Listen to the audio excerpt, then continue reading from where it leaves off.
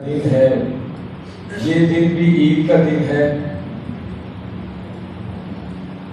اور جو 12 ربیع الاول کا دن ہے یہ دن بھی عید کا دن ہے کہ اس دن کا صدقہ اللہ تبارک و تعالیٰ نے ہم سب کو باقی دن بھی عطا فرمائے ہیں۔ اللہ کے محبوب صلی اللہ علیہ وسلم کا ذکر ہر نبی نے کیا ہے، حضرت آدم علیہ السلام سے لے کر حضرت عیسیٰ علیہ السلام تک سب حضور صلی اللہ علیہ وسلم کا ذکر کرتے رہے۔ فرق یہ ہے کہ وہ کہتے تھے وہ رسول آ رہا ہے، ہم کہتے ہیں وہ عظمتوں والا رسول آ چکا ہے۔ اور اللہ تعالیٰ نے قرآن مجید میں اپنے محبوب صلی اللہ علیہ وسلم کی مختلف مقامات پر قسمیں بھی اٹھائی ہیں کہ کیسا رسول عطا فرمایا، والضحیٰ واللیل اذا سجا۔ میرا دل چاہ رہا تھا کہ آج حسن مصطفیٰ پہ چند باتیں آپ کے گوشگزار کروں۔ اللہ تعالیٰ نے فرمایا والضحیٰ، آپ کے چہرے کی قسم، واللیل اذا، اور آپ واللیل اذا سجا، اور آپ کی زلفوں کی قسم جب وہ چھا جائیں۔ جب لوگوں نے کہا دیکھو اللہ تعالیٰ نے اپنے محبوب کو چھوڑ دیا، 6 مہینے ہو گئے ہیں تو وہی کوئی نازل نہیں ہوئی، وہ اللہ تعالیٰ نے فرمایا آپ کے چہرے کی قسم اور آپ کی زلفوں کی قسم، ہم نے آپ کو چھوڑا نہیں ہے بلکہ ہم تو ہمیشہ کے لیے آپ سے محبت فرمانے والے ہیں۔ شرعی طور پر مسئلہ یاد رکھیں کہ اگر قسم اٹھانی پڑے تو قسم صرف اللہ کی اٹھائی جا سکتی ہے۔ ویسے تو بات بات پہ قسم نہیں اٹھانی چاہیے، لیکن اگر بندہ سچا ہو تو قسم اٹھا بھی سکتا ہے۔ لیکن جو عام طور پہ لوگ کہتے ہیں مجھے قرآن کی قسم، مکے کی قسم، مدینے کی قسم، تیری قسم، ان میں سے کوئی بھی قسم نہیں ہوتی، قسم صرف اللہ کی اٹھائی جاتی ہے۔ تو پتہ چلا کہ اپنی بات کو سچا ثابت کرنے کے لیے جب ہم سچے ہوں تو اللہ کی قسم اٹھاتے ہیں تو ہماری بات کو لوگ پھر سچا تصور کرتے ہیں، قسم اٹھا رہا ہے تو سچا ہے۔ اب میں اپنی بات کو سچا ثابت کرنے کے لیے اللہ کی قسم اٹھاتا ہوں، آپ اپنی بات کو سچا ثابت کرنے کے لیے کس کی قسم اٹھاتے ہیں؟ اللہ کی۔ ساری دنیا والے اپنی بات کو سچا ثابت کرنے کے لیے اللہ کی قسمیں اٹھاتے ہیں، پر قربان جائیں آمینہ کے لال کی ذات پر کہ ہم سب اللہ کی قسمیں اٹھاتے ہیں، اللہ تعالیٰ مصطفیٰ کی اداؤں کی قسمیں اٹھاتا ہے۔ والضحیٰ قسم ہے، لا اقسم بہذا البلد، فرمایا مجھے مکہ شہر کی قسم۔ یا اللہ کیوں قسم یہاں پر حجر اسود ہے اس لیے کہا نہیں، یا اللہ مکہ المکرمہ ہے اس لیے، حجر اسود ہے، آب زمزم ہے اس لیے قسم اٹھاتا ہے؟ فرمایا نہیں، وَأَنْتَ حِلٌّ بِهَذَا الْبَلَدِ، اور مکہ شہر کی قسم اس لیے اٹھاتا ہوں کہ پیارے حبیب تیرے قدم اس شہر کو لگ گئے۔ تو آپ کے جہاں پر قدم لگے اللہ تبارک و تعالیٰ اس جگہ کی قسمیں اٹھا رہا ہے۔ اس پر علماء کرام نے بڑی بحث فرمائی۔ کچھ نے کہا کہ مکہ افضل ہے کیونکہ اللہ کے رسول نے زیادہ عرصہ مکہ میں گزارا۔ کچھ کہتے ہیں نہیں مدینہ افضل ہے کیونکہ اللہ کے رسول اب مدینے میں تشریف فرما ہے۔ کچھ فرماتے ہیں کہ نہیں جنت افضل ہے، اور جو فقہاء نے اس کے درمیان تطبیق فرمائی ہے تو سنیں گے تو انشاءاللہ العزیز ایمان تازہ ہو جائے گا۔ فقہاء فرماتے ہیں کہ اس بحث میں کیوں پڑھتے ہو؟ یہ کہو کہ جب مصطفیٰ مکہ میں تھے تو مکہ افضل تھا، اب مدینے میں ہے تو مدینہ افضل ہے۔ اور جب سرکار جنت میں جائیں گے تو پھر ہر چیز سے افضل جنت ہو جائے گی۔ جہاں پر سرکار تشریف فرما ہے، جہاں پر وہ جائے وہ جگہ ساری جگہوں سے افضل ہو جائے۔ تو ایسی شان و بالا رسول اللہ نے عطا فرمایا جس کی قسمیں اللہ خود اٹھا رہا ہے۔ آپ دیکھیں کہ ایک استاد اگر بڑا قابل ہو، اس کا شاگرد بھی آگے قابل ہو تو لوگ شاگرد کو دیکھ کر استاد کا اندازہ لگا لیتے ہیں کہ شاگرد بڑا قابل ہے تو استاد بھی بڑا قابل ہوگا، مرید بڑا اچھا ہے تو پیر بھی بڑا اچھا ہوگا، اولاد بڑی قابل ہے تو یقیناً اچھا باپ ہوگا جس نے تربیت کی ہے۔ اب اللہ تعالیٰ نے فرمایا کنت کنزا مخفیا، میں چھپا ہوا خزانہ تھا، تو میں نے چاہا کہ میں پہچانا جاؤں تو اپنی پہچان کا ذریعہ میرے اور آپ کے قریب آقا کو بنائیں، اور بنایا تو اتنا خوبصورت بنایا کہ فتوحا کا چہرہ عطا فرمایا، علم نشرح کا سینہ عطا فرمایا، فرمایا کہ اولاد کو دیکھو تو باپ کا اندازہ ہوتا ہے، کسی بنی ہوئی چیز کو دیکھ کر کاریگر کا اندازہ ہوتا ہے، مرید کو دیکھ کر پیر کا اندازہ ہوتا ہے۔ اللہ نے اپنے محبوب کو بنایا تو اتنا خوبصورت بنایا، فرمایا کہ ہم اتنا خوبصورت بنائیں گے جب لوگ میرے محبوب کے فتوحا کے چہرے کو دیکھیں گے، محبت کے ساتھ بولے نا سبحان اللہ، جب مصطفیٰ کی چمکتے ہوئے دانت دیکھیں گے، جب آپ کی بلال کی زلفیں دیکھیں گے تو وہ کہنے پہ مجبور ہو جائیں گے کہ جسے بنایا گیا ہے وہ اس قدر خوبصورت ہے، جو بنانے والا رب ہے وہ کس قدر خوبصورت ہے۔ سر سے لے کے پاؤں تک تنویر ہی تنویر ہے، منہ سے جو بولتا ہے قرآن کی تفسیر ہے، سوچتی تو ہوگی دنیا مصطفیٰ کو دیکھ کر، سوچتی تو ہوگی دنیا مصطفیٰ کو دیکھ کر، وہ مصور کیسا ہوگا جس کی یہ تصویر ہے، وہ اللہ تعالیٰ کس طرح کا ہوگا کہ جس نے اپنے محبوب کو جس خدا نے اتنا خوبصورت اور حسن و جمال کا بنا دیا۔ حضرت جابر رضی اللہ عنہ کی مشہور روایت ہے، فرماتے ہیں کہ میں نے ایک دفعہ دیکھا کہ 14ویں رات کا چاند اپنی خوب آب و تاب کے ساتھ چمک رہا تھا، آسمان پر خدا کا چاند تھا، زمین پر آمینہ کا چاند تھا۔ حضرت جابر فرماتے ہیں کبھی میں اس چاند کی طرف دیکھتا ہوں، کبھی ادھر دیکھتا ہوں تو میں تقابل کرتا ہوں، موازنہ کرتا ہوں کہ وہ زیادہ حسین ہے یا یہ زیادہ حسین ہے۔ تو فرماتے ہیں کبھی چاند کی طرف دیکھتا ہوں، کبھی سرکار کا فتوحا کا چہرہ دیکھتا ہوں، کبھی آسمان کی کالی بدریوں کو دیکھتا ہوں، کبھی سرکار کی بلال کی زلفیں دیکھتا ہوں، کبھی آسمان کی بلندیوں کو دیکھتا ہوں، کبھی سرکار کا علم نشرح کا سینہ دیکھتا ہوں۔ فرماتے ہیں دیکھتے دیکھتے میں اس نتیجے پر پہنچا کہ آمینہ کا لال آسمان کے چاند سے بھی زیادہ حسین ہے۔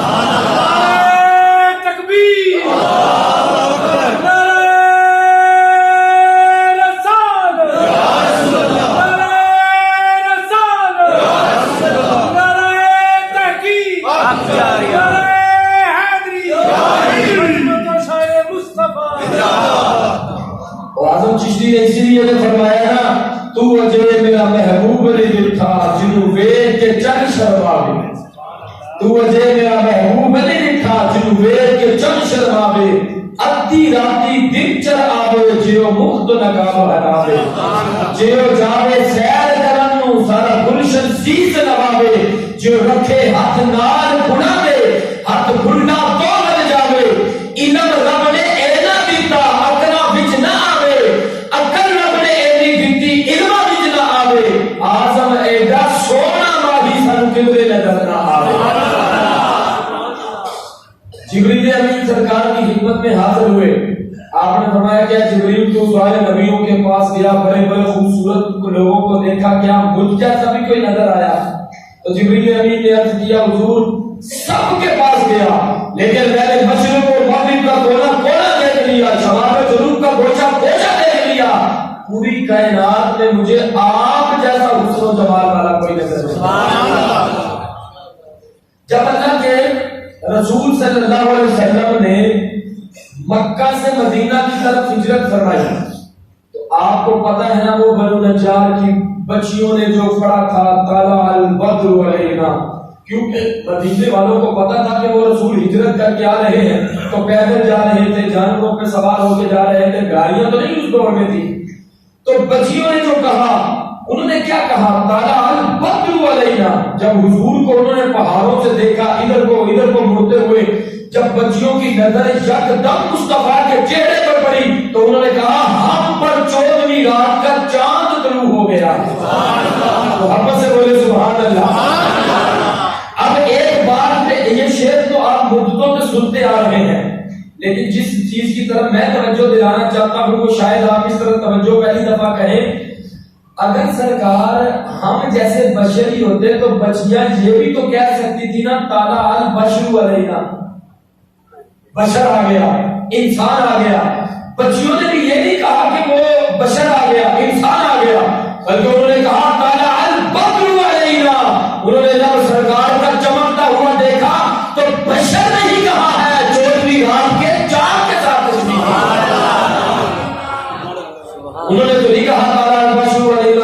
فجر طلوع ہو گیا. انہوں نے کہا طلع البدر علینا, 14ویں رات کا چاند طلوع ہو گیا. تو یہ اللہ کے محبوب صلی اللہ علیہ وسلم کو اللہ تعالیٰ نے حسن و جمال عطا فرمایا. جب پیدا ہوئے تو سیدہ آمنہ رضی اللہ تعالیٰ عنہا فرماتی ہیں آنکھوں میں سرما لگا ہوا تھا, تیل دیا ہوا تھا, خوبصورت بالکل فریش تھے آپ, اور پیدا ہو گئے ہی سجدے میں سر جھکایا. اب ہم اللہ سے پوچھتے ہیں کہ یا اللہ سرما بھی تو نے لگا کر بھیجا, تیل بھی لگا کر بھیجا, کنگھی کی ہوئی تھی, سب کچھ بند سمجھ کر مصطفیٰ تشریف لائے, تو اللہ کی طرف سے جواب یہی ملتا ہے قیامت تک آنے والا کوئی بندہ یہ نہ کہے کہ اللہ کا محبوب شاید سرمے کا محتاج ہے, شاید ہماری کنگھی اور تیل کا محتاج ہے. اللہ نے فرمایا محبوب ہمارا ہے, ہم بھی اس کو بنا سنبھال کر دنیا میں بھیجیں.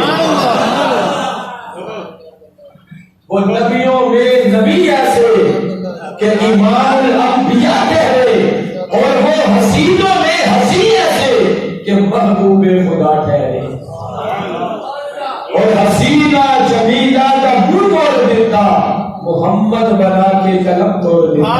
نعرہ تکبیر, نعرہ رسالت, نعرہ رسالت, نعرہ حیدری.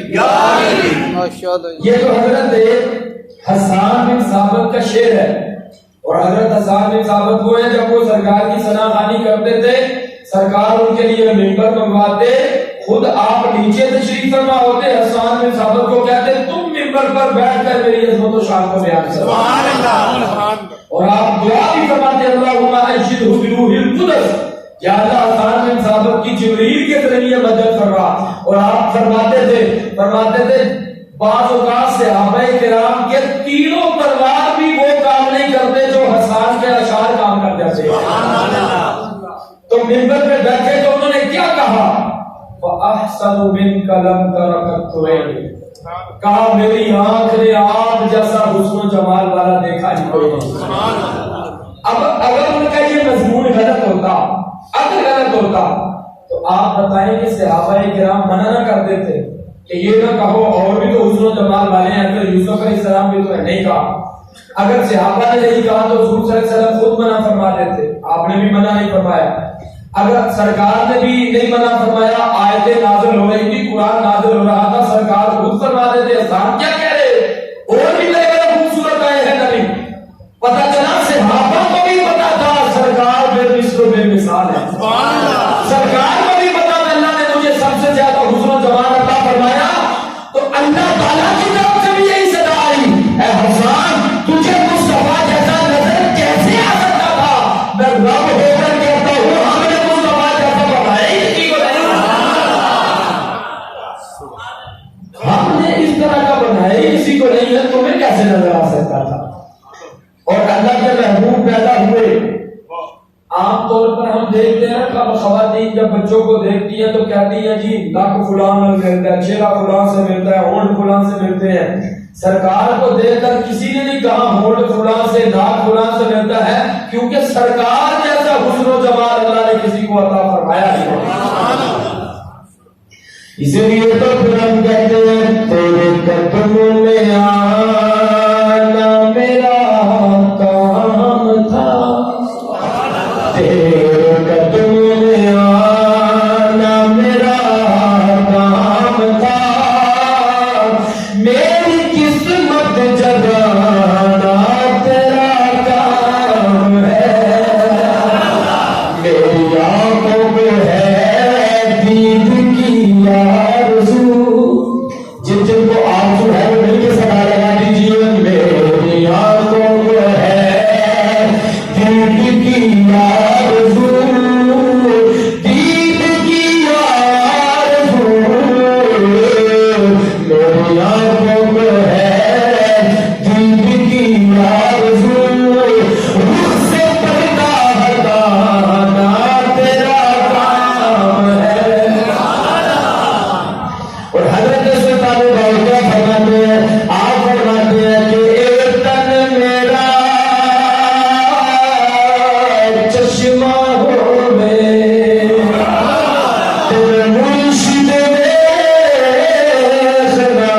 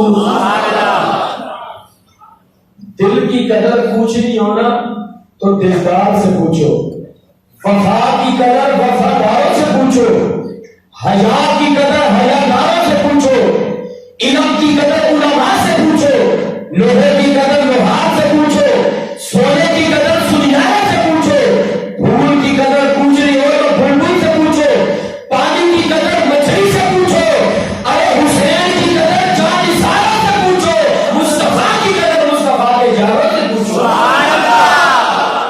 وہ رسول کے رحمت للعالمین جن کی شان ہے، مقام محمود ان کا مقام ہے، وَلَلْآخِرَةُ خَيْرٌ لَكَ مِنَ الْأُولَىٰ ان کا انجام ہے، وَإِنَّكَ لَعَلَىٰ خُلُقٍ عَظِيمٍ ان کا اخلاق ہے، وَمَا يَنطِقُ عَنِ الْهَوَىٰ ان کا کلام ہے، اور قرآن قال ہے، ہمارا نبی اس کا حال ہے۔